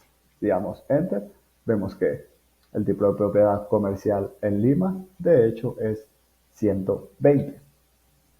Si cambiamos la ciudad a Caracas, vemos que cambiará a 150. Y si cambiamos a Medellín, cambiará a 100. De igual forma, si cambiamos el tipo de propiedad a oficina, nos arrojará 60. Si lo cambiamos a industrial, nos arrojará el resultado de 20. Podemos comprobar que nuestra utilización del índice con 2 coincidir dinamiza la búsqueda en este tipo de matrices, que como lo dije al inicio del video, pueden extenderse muchísimo dependiendo de con qué base de datos estemos trabajando. Y pues con eso nos vamos a la siguiente lección.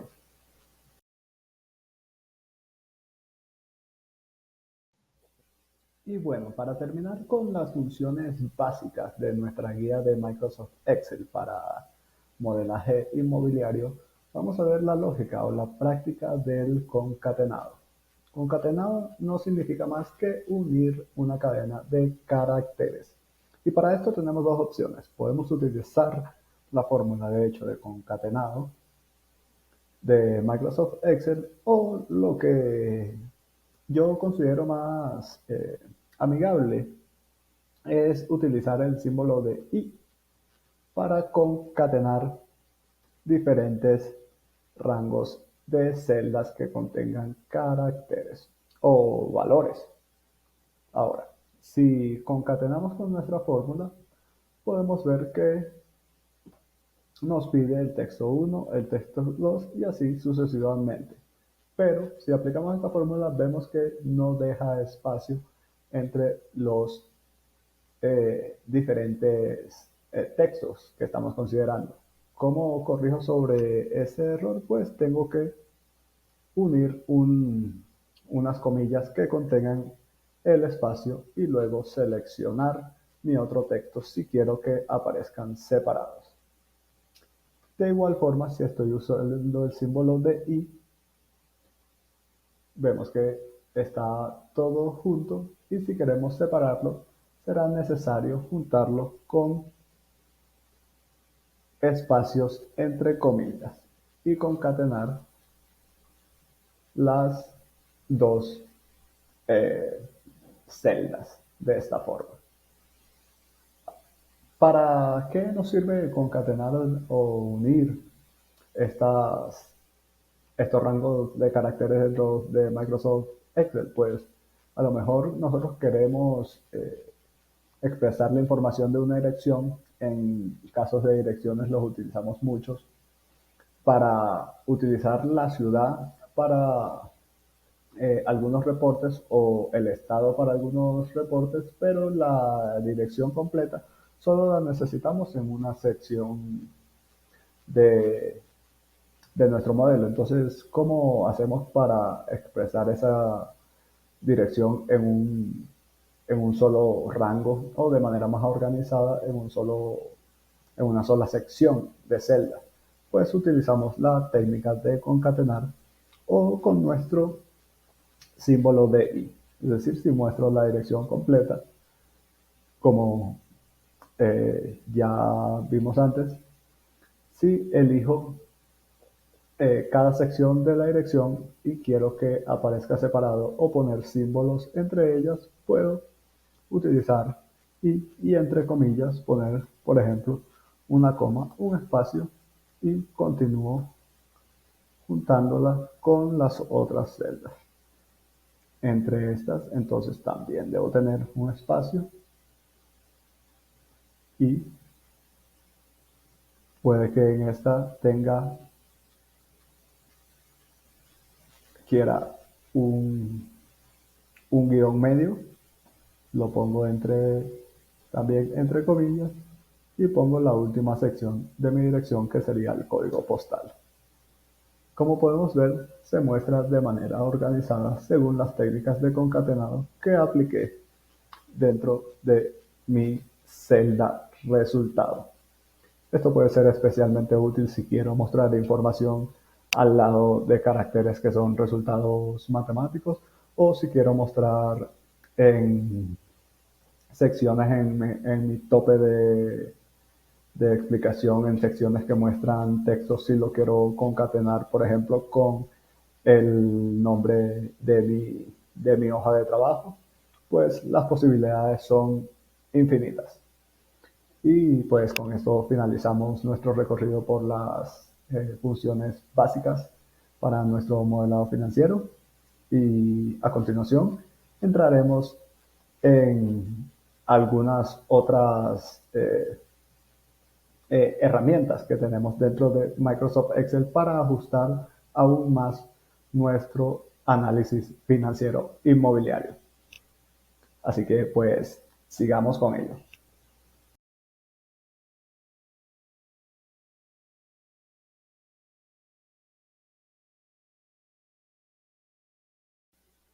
Y muy bien amigos, ahora que hemos finalizado por nuestro recorrido por las funciones básicas en Microsoft Excel que utilizamos para el modelado financiero inmobiliario, vamos a explorar algunas de las otras características que envuelven todas estas funciones o nos ayudarán a desarrollar mucho más todas estas funciones para tener resultados más certeros y modelos más completos en nuestro día a día.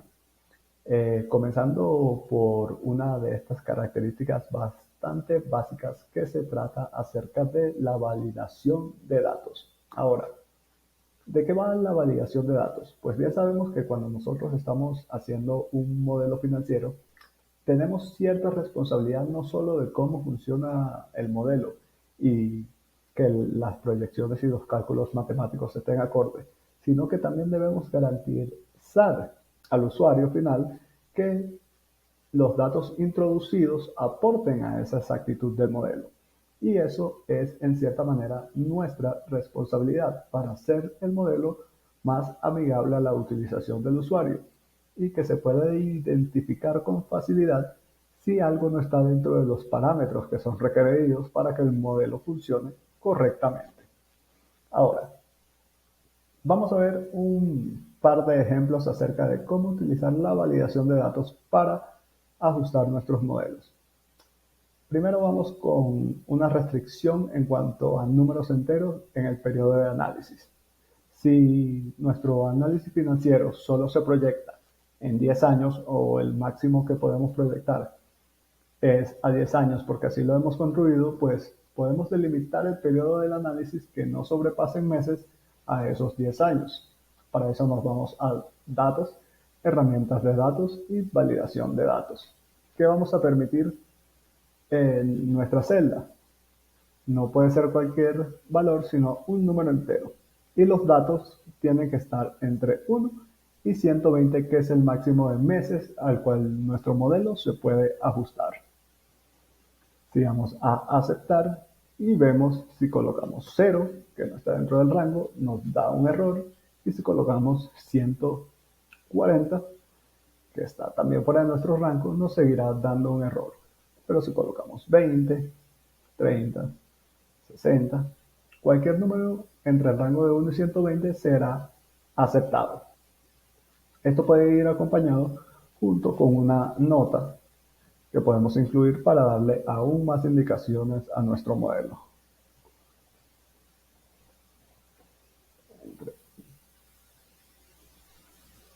Y así nuestro usuario final entenderá cómo debe tratar dicha entrada.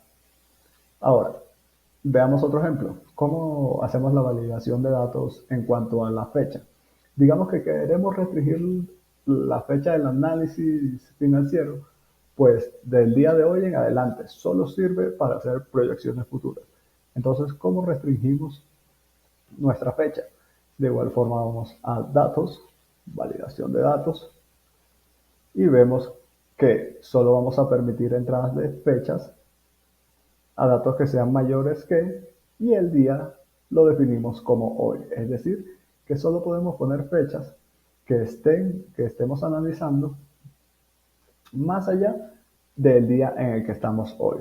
Hoy estamos a 26 de abril del 2024, vemos que si ponemos 25 de abril del 2024 nos da un error, y si ponemos 27 de abril del 24 nos dejará introducir la fecha y cualquier fecha posterior. Ahora, quizás hayan visto la validación de datos utilizada con mayor frecuencia en este sentido, es decir, en las listas. Y dentro del modelaje financiero inmobiliario también restringimos muchos datos de entrada a través de listas. ¿Cómo lo hacemos de manera simple? Nos vamos a datos, de igual forma nos vamos a datos, herramientas de datos, validación de datos, y aquí en permitir ahora utilizaremos una lista. ¿Cuáles son los valores que queremos poner en nuestra lista? Local, comercial, oficina, industrial. Damos a aceptar y vemos que ahora nuestra celda está restringida a esos tres valores. Si intentamos colocar cualquier otro valor, nos dará el mismo error. ¿Cómo dinamizamos un poco más nuestras listas desplegables? Pues podemos hacer el enlace a un rango en lugar de escribir uno por uno los valores de nuestra lista. Si vamos a validación de datos, lista, el origen, si vamos a escogerlo, podemos escoger un rango que va desde la B15 hasta la B19. Damos Enter, aceptar y vemos que en la lista se aplican todos los valores que hay en nuestro rango que hemos escogido. Ahora, ¿qué pasa si cambiamos un número, un nombre de nuestro tipo de propiedad en nuestro rango? Digamos, hotel. También la lista se actualizará automáticamente. Y pues, eso ha sido nuestra introducción a la validación de datos. Los veré en el próximo. Y bien, otra de las funciones que utilizamos dentro de Microsoft Excel para hacer la experiencia del usuario mucho más cómoda, al mismo tiempo que le agregamos características a nuestro modelo para hacerlo mucho más funcional, es la función de agregarle etiquetas internas a nuestras celdas. Como pueden ver, si me paro en la celda B8, pueden ver en la barra de fórmulas de Excel que en realidad esto es un 1, solo que se muestra dentro de los cálculos como año 1, así como los años consecuentes se están mostrando como año 2 hasta el 10, porque le hemos agregado una etiqueta en el formato de la celda internamente. ¿Y para qué nos sirve esto? Además de identificar ciertos elementos de nuestro modelo, pues justamente si queremos aplicar funciones matemáticas a valores que requieran un escrito para ser identificados, si lo hacemos convencionalmente, es decir, colocamos 10 meses, 2 meses, y queremos realizar una resta para ver cuántos meses han pasado, obviamente, como le hemos colocado texto dentro de nuestras celdas, nos dará un error. Pero en los casos en los que queremos realizar cálculos con celdas que solo tienen etiquetas y de hecho no tienen el texto escrito, solo que son parte de su formato, sí nos dará un resultado acorde. Ahora, ¿cómo identifico o cómo etiqueto celdas de manera interna? Pues muy sencillo, simplemente debo escoger el rango de celdas a las que quiero etiquetar y voy nuevamente. Inicio, formato de celdas y aquí voy a escoger en un formato personalizado. ¿Qué quiero mostrar aquí? Si es un valor numérico, digamos que quiero mostrar las celdas que se refieren a los meses. Entonces, simplemente escojo el valor numérico y entre comillas pongo mes. Esto ajustará el formato de las celdas para que muestren mes antes de cualquier valor numérico que se refiere a este 0. Aceptar y vemos cómo se actualizan automáticamente. Y pues eso ha sido todo por nuestra explicación de las etiquetas internas en celdas. Los veré en el próximo video en el que tratamos los formatos condicionales.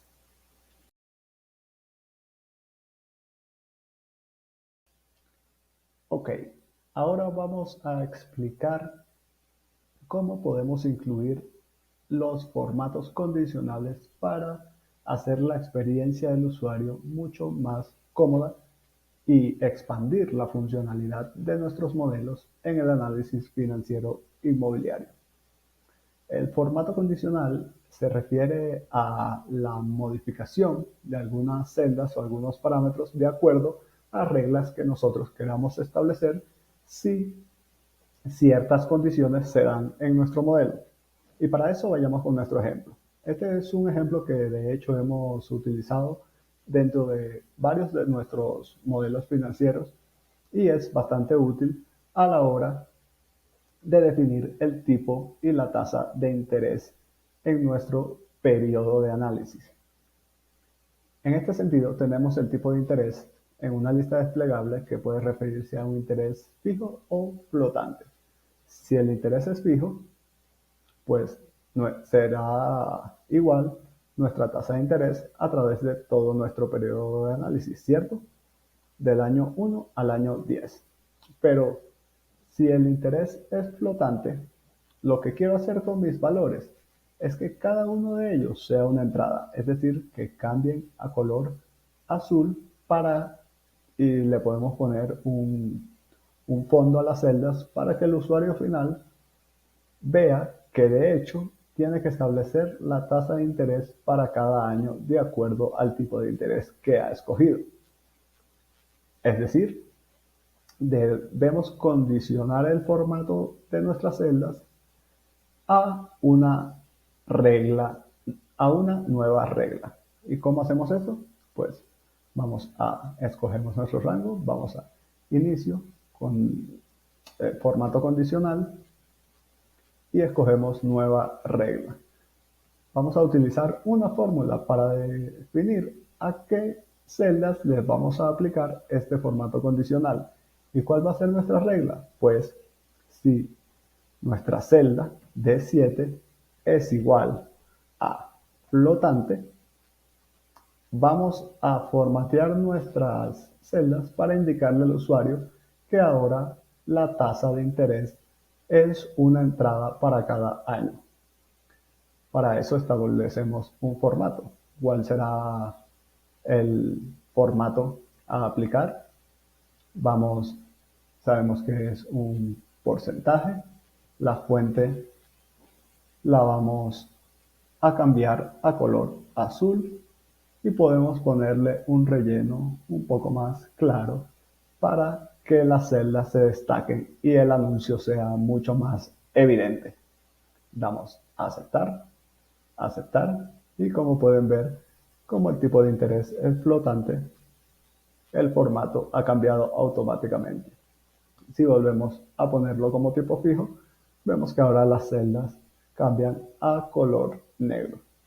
Cambiamos a flotante, eso ya indica al usuario que tiene que cambiar y ajustar la tasa de interés que se refleje a su realidad o a la realidad de un tipo de interés flotante.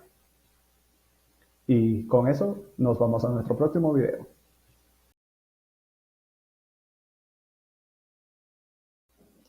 Y bien, ya para entrar en esta etapa final de nuestra guía de Microsoft Excel para modelaje financiero inmobiliario, vamos a ver una función que es un poco más avanzada, la referente a tabla de datos.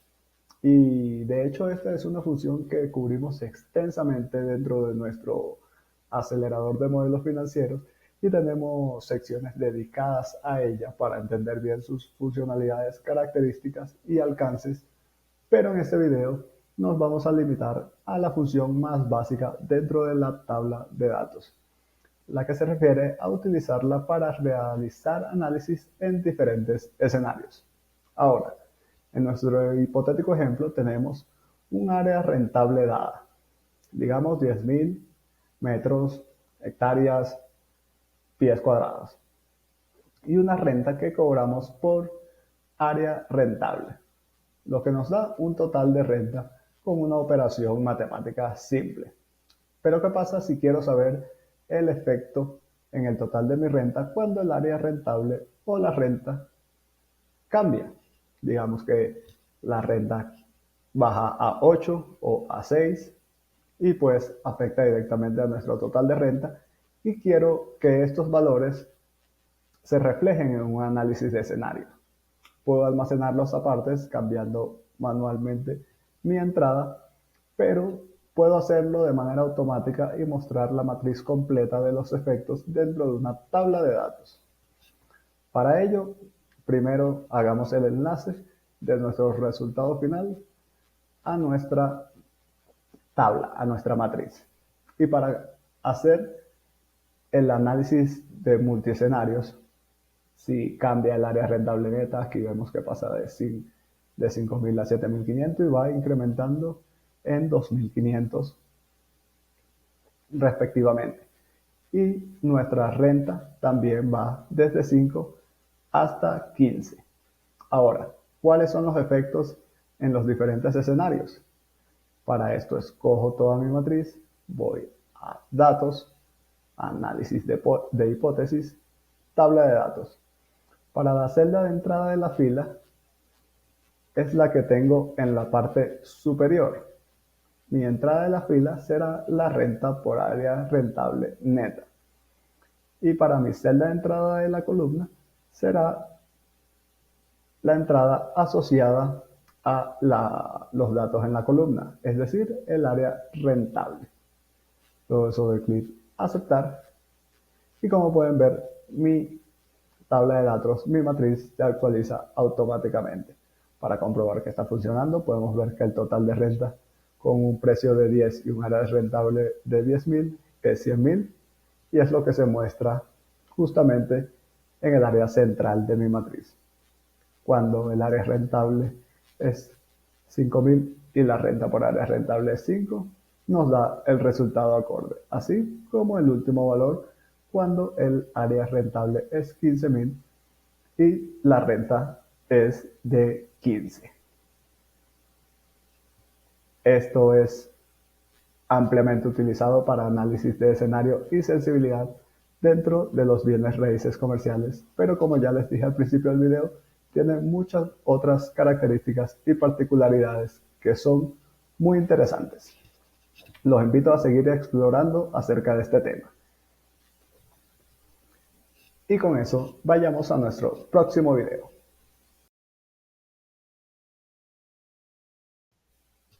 Y ahora vayamos con otra de las características dentro de nuestro ambiente de Microsoft Excel, de esas que nos ayudan a hacer un poco más eficaz o a analizar de manera un poco más rápida nuestros objetivos dentro del análisis financiero inmobiliario. Y para eso utilizaremos la característica y la función de buscar objetivo.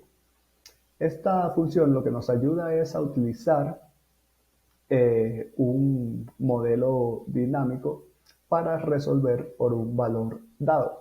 Es decir, qué variables independientes debo cambiar para obtener un resultado o para analizar qué tiene que cambiar para obtener un resultado específico que yo estoy requiriendo. Para esto, vayamos a nuestro ejemplo. Aquí tenemos un modelo de flujo de caja descontado bastante simple, en el que tenemos el flujo de caja de inversión, la operatividad y la reversión y venta, lo que nos da nuestro flujo de caja operativo o neto de la propiedad.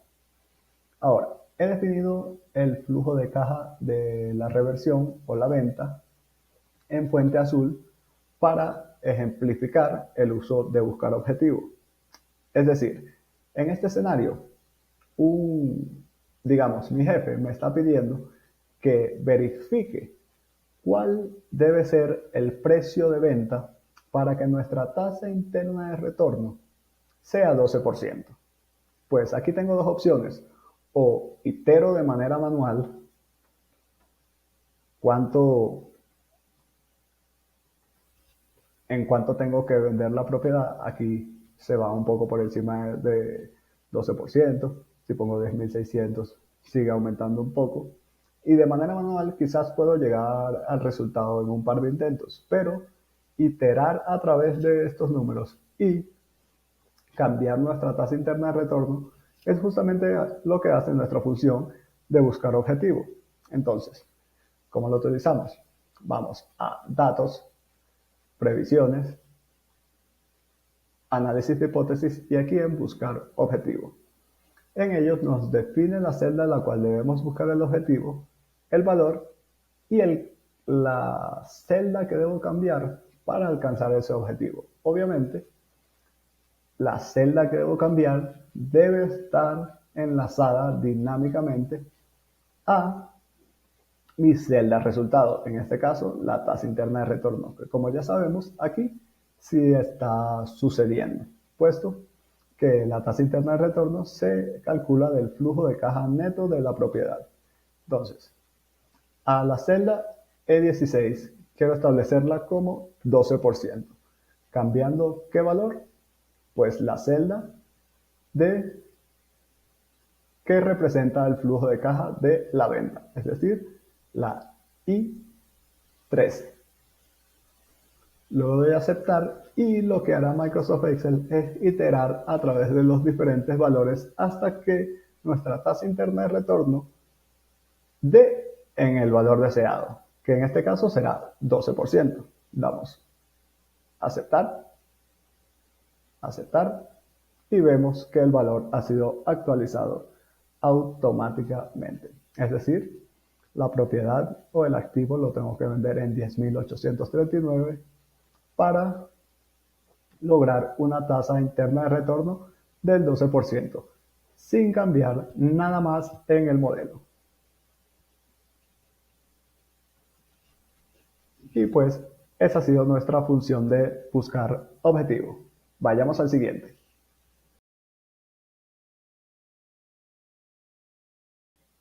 Y ya para finalizar nuestra guía, por supuesto, no podríamos dejar de hablar de las herramientas gráficas que tiene Microsoft Excel. Siempre es buena idea tener una gráfica dentro de nuestras presentaciones. ¿Por qué? Porque sabemos que es una manera más orgánica de presentar la información. Los números parecen mucho más amigables cuando se ven a través de una gráfica. Y más aún podemos contextualizar los puntos que de hecho son más importantes dentro de nuestro análisis financiero inmobiliario. Yo puedo tener una proyección mensual, ¿sabes?, de los flujos de caja de una propiedad de almacenamiento, pero pues todos los flujos mensuales van a ser fijos, los gastos van a ser fijos, y puede que nuestro inversor o la persona que está tomando decisiones sobre la propiedad simplemente quiera ver los resultados anuales de nuestro alquiler de esos espacios, por lo cual no mostramos el flujo de caja completo mensual, no mostramos el flujo de caja completo anual, sino que podemos mostrar un flujo de caja a través de los años que sea mucho más pues lógico para una persona que está en ese nivel de toma de decisiones. Ahora, ¿cómo utilizamos las herramientas gráficas o cómo introducimos una gráfica dentro de Microsoft Excel? Particularmente, a mí me gusta utilizar las que Excel recomienda. ¿Y cuál es la manera más fácil de hacerlo? Simplemente escojo los rangos que quiero exponer en una gráfica. En esta oportunidad vamos a mostrar el flujo de caja operativo a través de los años. Escojo los rangos y digo insertar gráficos recomendados. Esta función es bastante fiel a cómo Excel percibe los datos. Y si le doy Excel, vemos que muestra los gráficos. Puedo escoger en realidad el gráfico que yo quiera, pero estos son los que más se ajustan según el tipo de datos que hemos escogido. Ahora, si le damos clic a Enter, vemos que el gráfico ha sido introducido. Y lo que es interesante y lo que es mejor práctica en estos casos es obviamente ligarlos a rangos de manera que si los valores cambian, el gráfico también se ajuste de manera automática. Muy bien. Y pues nuestro, dentro de nuestra gráfica hay muchos elementos que podemos agregar o remover de acuerdo a cómo queramos trabajarla. Si queremos incluir el título, simplemente debemos dar doble clic y ya sabemos que este es el flujo de caja operativo, ¿cierto?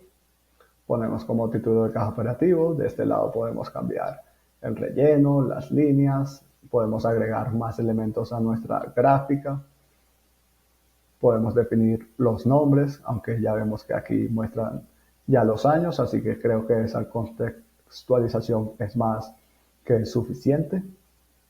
De la serie 1 podemos seleccionar, dejar de mostrar o cambiarle la paleta de colores o los estilos, como muestra aquí los valores en el tope de la gráfica y muchas otras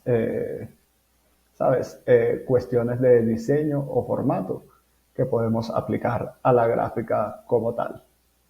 Pero como dije al principio del video, siempre es buena idea apuntar a mostrar algunos resultados finales a manera de gráfica, ya que se perciben de manera mucho más fácil, de acuerdo a mi experiencia.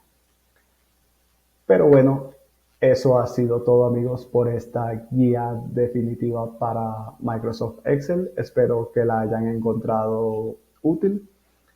Así como yo encontré muy gratificante y útil elaborarla para ustedes. Si tienen algunas recomendaciones que podemos incluir, que sienten que se puede expandir más, no duden en contactarnos y sigan disfrutando de nuestro contenido en inglés y en español. Muchísimas gracias y hasta la próxima.